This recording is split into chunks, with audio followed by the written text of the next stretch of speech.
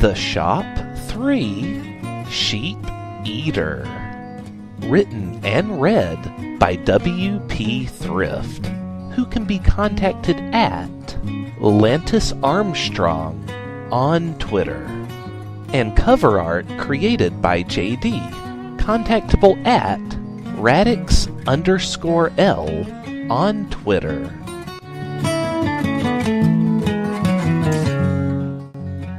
Chapter 7 The Call of Sheep Eater.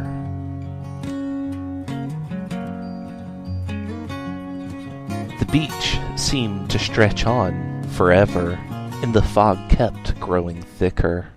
Gilgamesh could have sworn he saw a skyline of trees before disembarking, but now he only saw sand, endless sand. Nothing alive on it, not even signs of life, such as shells left behind by crustaceans. Gilgamesh's face felt soaked, though it was hard to tell if it was from sweat and tears or just the heavy fog. It was all salty in any case. Could the ocean fog be salty? He didn't know. He didn't know a lot of things, such as where they were even going. In the article he had written, he talked about finding a temple and braving the monsters within it. That was completely made up, of course, but somehow this sheep-eater guy thought that it was real. If only everyone else had believed my stories like he did, Gilgamesh thought. I'd still have my job as a journalist, and I'd never have gotten into this mess. What would they find here? What was Sheep-Eater looking for, specifically? Why the hell did the sand just keep on going and going? Were they walking around the beach by accident, instead of straight up towards the heart of the island? Gilgamesh looked all around and realized he was alone. He had only sought to confirm the ship was behind him, so that the trees must be further ahead. His legs were so tired now, like he had been shredding sand for days. He felt vertigo, and for a second nearly screamed when he looked up and saw the ocean over his head, rippling, waving. But no, he caught himself in time. It was only the sky, a sky that waved and rippled, like the ocean. He blinked. He could no longer see the sky. Thick fog choked him all around. He could barely see his own feet anymore. There's no way he could have saw the sky just then. What had he even seen? Was he losing his mind? Guys! Gilgamesh cried out. Austin! Sheep-Eater! Where are you? Can you hear me? No response came. They were just behind him a moment ago, or a day ago, or a month ago, or years ago when he set off across the island. He shook his head. No. It wasn't that long. This wasn't a beach. It was a desert, an endless desert. It was all he had ever known. It was where he was born, raised, reached adulthood. He had never been on a ship coming over here. He had simply always been here, on this vast desert planet, sand without end. Abruptly, Sheep-Eater farted loudly to let Gilgamesh know that he was still right there nearby. This snapped him out of his trance. Gilgamesh's blood ran cold when he recalled the trance, which now faded quickly away like a dream. He attempted to recollect it. He knew that he tended to be easily startled, something he'd never admit to anyone. But he was never so scared in his entire life that he had completely lost all sense of himself. But here, on Rayleigh Island, he felt like he was going mad. This land clawed at his sanity. He fought to shake it off, but the madness here was like so many mosquitoes in a forest after it rains. They're everywhere, and brushing one off just invites 10 more to take its place. And they had all drilled down into your brain like a dozen sharp fingers, stirring up your brain stuff like messy fingers in pudding. Gilgamesh shook away those thoughts as well. His mind was wandering into some very weird places here. I do confess! Gilgamesh could hear Austin speaking now, through the fog, where he still wasn't visible.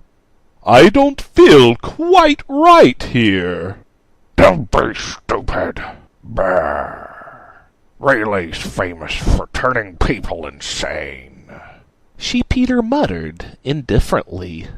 I just needed a guide who would come here without going completely crazy. And that's the stupid Jogi over there. Jogi, hurry up and lead me to the temple. I've got a date with an old god. An old what? Austin asked. Jogi knows what I mean. He's been here before. Now, hurry up. Don't be stupid. Brr. Sheep-Eater blubbered through heavy breathing. Gilgamesh had zero clue what Sheep-Eater was going on about, but he pressed on. He planned to just lead Sheep-Eater around the island until that monster got bored and decided that they should all go home. Since they had found the island, Gilgamesh was at least sure that he could convince Sheep-Eater not to kill him, even if Sheep-Eater was disappointed by what he did or didn't find here. Gilgamesh crept on ahead across the sand. The beach just wouldn't end. It wouldn't end. He really was going mad now. A panicked madness. An easily jumpy madness. The sand wouldn't end. It wouldn't end. It wouldn't end. It wouldn't... "Everybody get up! It's time to slam now!" echoed through the fog, and Gilgamesh screamed and jumped far into the air, a golden arch of piss escaping his pants and cresting through the air. That's just my ringtone, Sheep-Eater announced, turning his phone off. It's just my brother. Never mind him. He's stupid. I've turned my phone off now. Now keep going. Gilgamesh slowly closed his eyes and started walking, trembling, holding himself. Wham! And he walked, face first, into a tree. Pulling back, looking it up and down, tears welled up in his eyes as he bound forward to hug it, kiss it, rub it up and down. He had never been happier to find anything in his life. He turned back to tell Sheep-Eater and Austin that he had found a tree, when what he saw sucked the air out of his lungs. There was the ship, so very close to him, and pulled up enough inland that the nose of the ship was actually further onto the island than he was. He could clearly see the ocean through the fog. It was maybe 10 yards away from him. The beach was very short, and almost immediately ran into grass and trees. He couldn't have been walking for more than 20 seconds total from getting off the ramp and walking up here to this tree. The fog was pulling away now, though it didn't dissipate entirely. He couldn't see the sky, but he could see Sheep-Eater and Austin, both staring at him like he was crazy. Though odds were, by this point, he was crazy. Bialy was propped up on a nearby tree, one foot on the ground and the other pressed against the palm tree's bark. He was taking another bite from a red apple. After swallowing it, he said, "It's about time you got here. I was getting bored." That's stupid. Brr. Sheep-Eater muttered. Hurry up and go. I ain't got all eternity for you to be so slow. Gilgamesh didn't want to let go of the tree, as though if he were to do so, he'd find himself lost in the endless desert again. But he had to. The island's madness wasn't the only threat to his life here. As much as he believed his absolute certain fate was no longer death at Sheep-Eater's hands, the facts were that monsters could be wildly unpredictable, and highly dangerous. Sheep-eater and the gung-ho sheep ventured forth into the forests of Rayleigh. The palm trees grew sparsely, far apart, but their leaves stretched out long enough that they'd still have provided ample shelter from the sun were it daylight. Though, given the gloominess of the island, Gilgamesh wouldn't have been surprised if it were never daylight here. He didn't know it, but in truth, it was the middle of the day right now. There were miles of forests, and yet very, very shortly, moments after leaving the beach, they had crossed them all. Distances on this island seemed to be inverted. Gilgamesh didn't know what to think of the large, orange cube sticking up out of the ground when he first saw it. It wasn't stone. It wasn't metal. Rubber, perhaps? No. Plastic. He approached it, but he couldn't assess its size. It was taller than him when he was further away, shorter than him when he approached it. It felt freezing cold to the touch, but the sensation of touching it didn't leave him when he let it go. It didn't leave him until he had walked well away from it.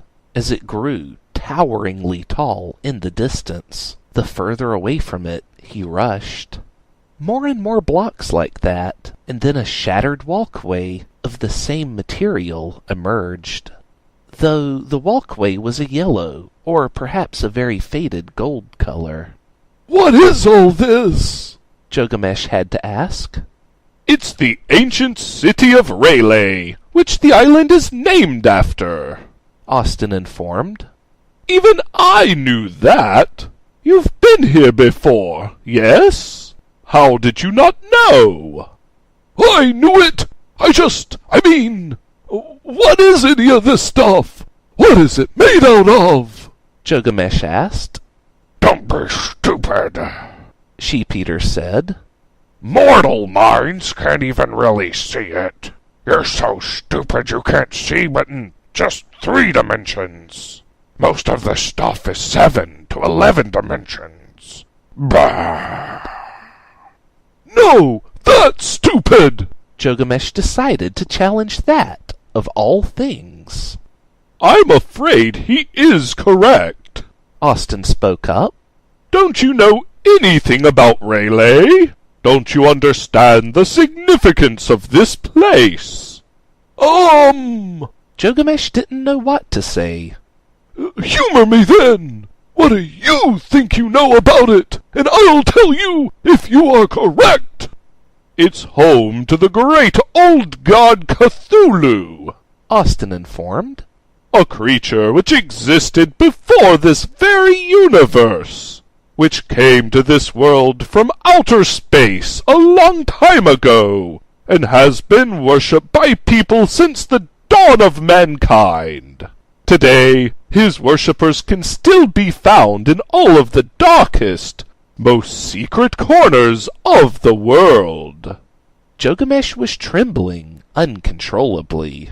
And are you saying that thing lives here? That depends on your definition of living, Austin shrugged. There's an old cultist proverb which goes, In his home in Rayleigh, dead Cthulhu waits, dreaming. Add to that, what is dead can never die, but with strange aeons, even death may die. So, it's all very much up to one's own interpretation what exactly he is. But it's really nothing that mortal minds are supposed to ever fully comprehend. Gilgamesh didn't know what a Cthulhu was, but he was now considerably more terrified of what he had gotten himself into. Well, I brought you to Rayleigh! Can I get back on the ship and just wait for you to leave now? Gilgamesh pleaded. Bah, don't be stupid, Sheep-eater replied. I'm not leaving and neither are you. I came here to set up camp. This is my new home. Bah. I just have to have a word with the old bastard that lives here first. You came here to live! Gilgamesh cried out. I'm leaving! I'm not staying here! Austin, can you drive the ship back home with us? You can, right? Austin looked up at Sheep-Eater nervously. Then, back to Gilgamesh, he gave a meek, fearful shrug. Don't be stupid. You're gonna lead me to Cthulhu's temple right now. Bah! That was our deal. Sheep-Eater told him. I've waited a long time to meet that asshole. And you're not gonna fuck it up by running off now. If you do, I'll eat you. But you said that you only ate dreams! Do you want to find out if I'm a liar? Sheep-Eater threatened. Somehow, the thought of other people being liars had not actually occurred to Gilgamesh. So he turned and started walking slowly down the yellow walkway with the giant orange blocks making up a pockmarked memorial to what was once a great, luscious city, thousands upon thousands of years ago. The city's geometry made 0 sense. Gilgamesh couldn't go around corners without banging his knee into something that should have been too far away. Acute angles behaved like obtuse angles here. Distances were all entirely arbitrary. The pathway would abruptly dead end, only to pick back up some other place, with Gilgamesh's head in a fog about how he had gone from where he was to where he is now. He'd look overhead and see himself, Austin, and Sheep-Eater, and perhaps the shadow of one other person, all walking along overhead on a road that circled around like a roller coaster track. That was only startling the first time he saw it. After that, he just told himself he was looking in a mirror, albeit maybe a slightly delayed mirror. That was the most sense of anything he could make. He'd just invent logic within the illogical to keep his brain from breaking. During a short break, Gilgamesh sat down and took off his shoes to rub his feet. They were killing him, like he had been walking for days. In this case, it wasn't the insanity of the place doing it to him, but rather simply how out of shape he was. When he reached back for his shoe, he found them very far away. He closed his eyes and reached, and was able to successfully retrieve them without getting up. He smiled at that. It was a small victory for him. The less he trusted his senses, the more sensible this place became. Of course, at the same time, Bialy was propped up against a block, feeling more relaxed than he had in a very long time. He enjoyed it here.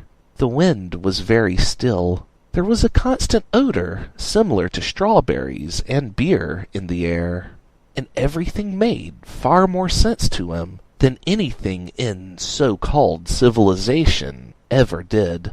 He nearly cracked a smile for the first time in as long as he could remember. He still resisted smiling, knowing that happiness was just disappointment waiting to happen. But it was nice to come close. Remarkable, Austin said, looking over one of the many orange stone cubes that made up the infrastructure of this place, which everyone had agreed to call a city. These are hieroglyphs. Don't be stupid. Of course they are. Sheep-Eater sputtered. Ancient Egyptians came here 7,000 years ago. Bah! Everyone knows they were big Cthulhu worshippers. Oh, of course, Austin muttered to himself. I don't suppose you can read it? Yeah? Sheep-Eater replied. It's a stupid story. about how the first children of Azathoth, including Cthulhu, had to play instruments to keep him from waking up and destroying all of existence. That's stupid. Oh, horrifying, Austin said simply. Is any of that true? Gilgamesh asked after putting his mismatched shoes back on and standing up. Yeah, of course it is. Don't be stupid, Sheep-Eater said. Wait a minute. What's this? Sheep-Eater suddenly grew rapidly growing vines out the back and front of his shirt. The back ones pushed him forward, and the front ones held up his gut so he didn't faceplant into the ground. He leaned in like this, very close to some fractured, weathered writing at the bottom. Several more hieroglyphs that were barely visible. This says Azathoth was the last old god created? Sheep-Eater questioned the writing. No. He was the first. He created all the others. This is stupid. I can't make any sense out of this. Could you clarify what you're saying a bit, perhaps? Austin asked. It says Azathoth was the last old god created. Before the destruction of the universe. And also that he was around before the universe was born. So stupid. The universe doesn't loop around like that. So stupid. Sheep-Eater muttered to himself. It might, Gilgamesh said quickly, just wanting to contribute to a conversation which was clearly beyond his understanding. Mayhap you've misinterpreted its meaning, Austin suggested. There could have been something before this universe, but the ancient Egyptians simply did not have a word for it. Don't be stupid, Sheep-Eater muttered, hoisting himself back to his feet and retracting all the newly grown vines. However, Austin's words did give him some pause. Maybe there was something to that idea. Then again, as this was something far beyond a human's capacity of understanding, if Austin was even the least bit correct, it would have been entirely through sheer coincidence. As the group got ready to head off again, Bialy had slouched down to the ground and accidentally fallen asleep, completely at peace with the world. Taking a single step forward down the long and winding road which twisted back on itself endlessly, Gilgamesh ran face first into a solid wall. Solidly what, he couldn't say. Nobody could. It was hard like metal, but had the texture of rubber. He backed away from it, glancing around to make sure his companions were with him. He looked up and quickly realized this was a door of some sort. At least, it seemed to be. It stretched far, far above him. Yet, if he tried, he could likely reach the top of it. Spatial distances were nearly irrelevant around here. The door was heavily ornate, with intricate, complicated designs the whole way up, though most were heavily weathered now, and even completely sanded down to a fine finish over time for stretches. A long split down the middle made him think of it as a doorway instead of a wall, and it set wedged into the side of a mountain, where all roads in the city seemed to lead. Every shape, every structure, for as far as the eye could see, seemed to be pointing at this very doorway right here. Gilgamesh was about to ask if this was it, but then had a quick thought and said instead, This is it, right here! I'm certain that this is the doorway to Kahutu's temple! Cthulhu! And don't be stupid! Bah! Sheep-Eater breathed heavily. Out of my way! Jogamesh moved back quickly as Sheep-Eater lunged forward much faster than Jogamesh had previously seen him move. The vines underneath his massive polo shirt slithered wildly and began to burst forth from the sleeves and underneath it, wrapping around his legs and lifting him up like some kind of sea serpent. The vines wrapping around his arms extended out, wrapping together, forming two very long tendrils around his arms that were at least 40 yards long by the end, twice as long as the serpentine tail of vines lifting him up. The thorn vines slammed into the door, bracing him against it as they slithered in and through the slit down the center. The door was a perfect rectangle, and then it was more oval. Its shape seemed to be in flux as Sheep-Eater grunted loudly, pushing against it, trying to force it open. You know! Austin leaned towards Jogamesh and whispered this in his ear.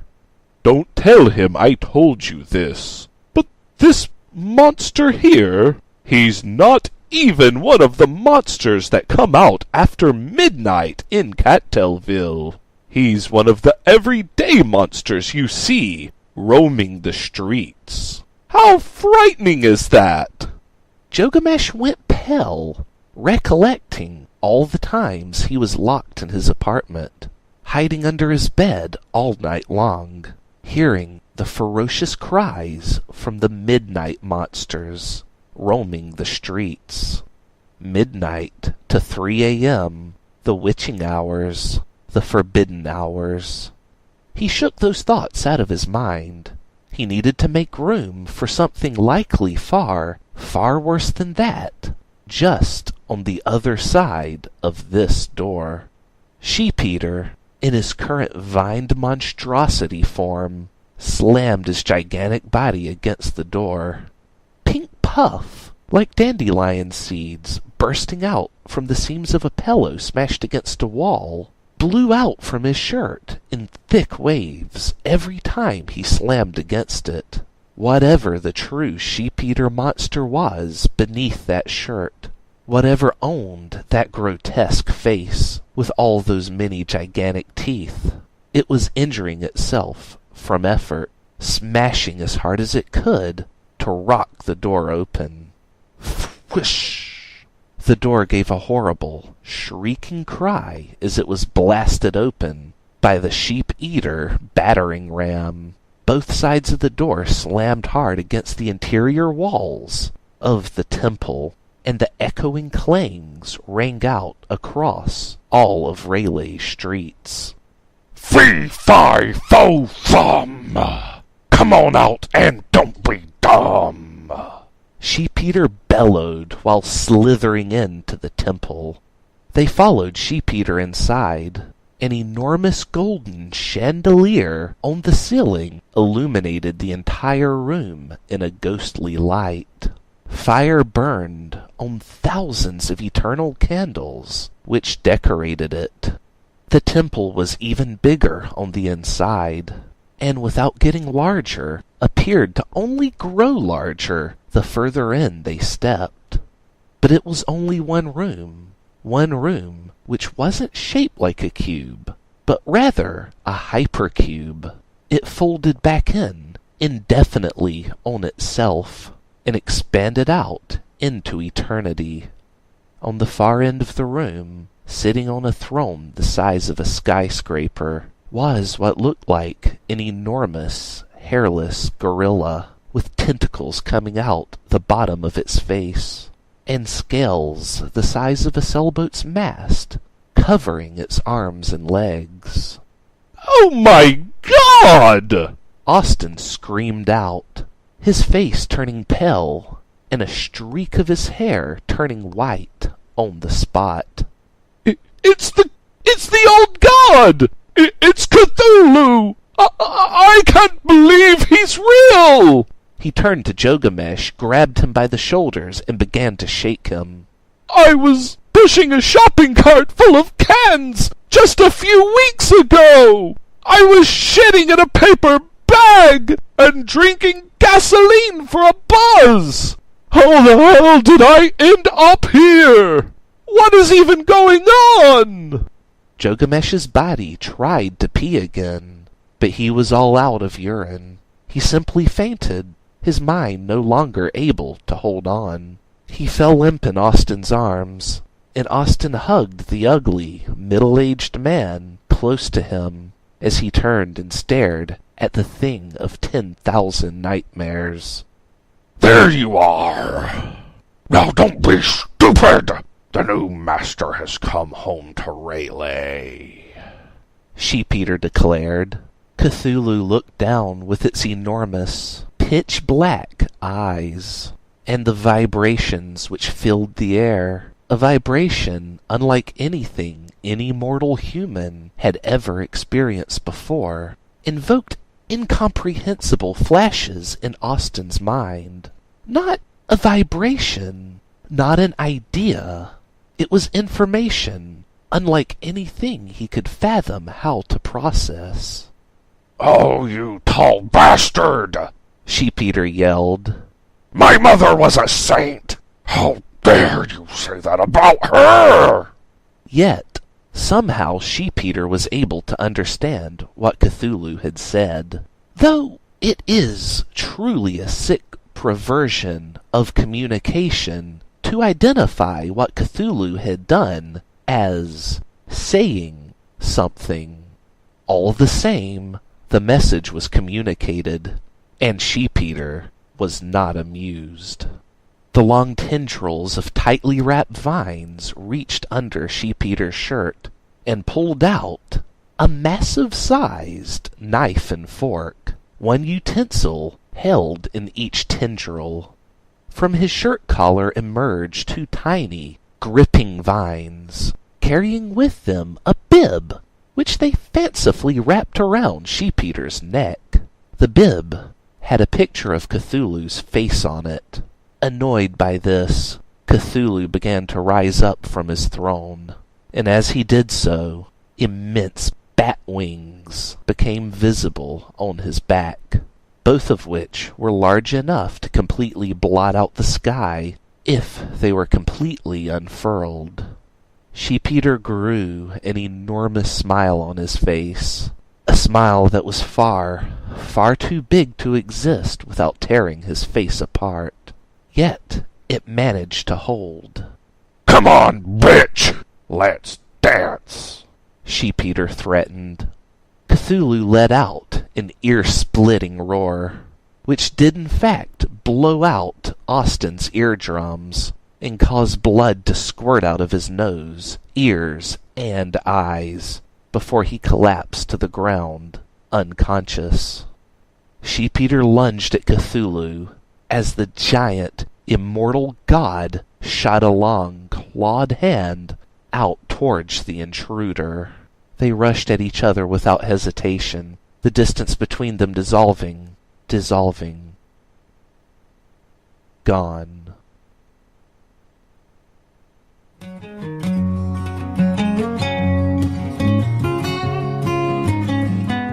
That concludes Chapter 7 of Sheep-Eater. Tune in every Tuesday for new chapters. And please subscribe to be notified the moment they're released. If you would like to reach me, you can do so at Lantis Armstrong on Twitter. That's LANTISARMSTRONG. Thank you for tuning in, and we hope you'll join us again for next week's chapter. In his house at Rayleigh, Fat Sheep-Eater waits, farting.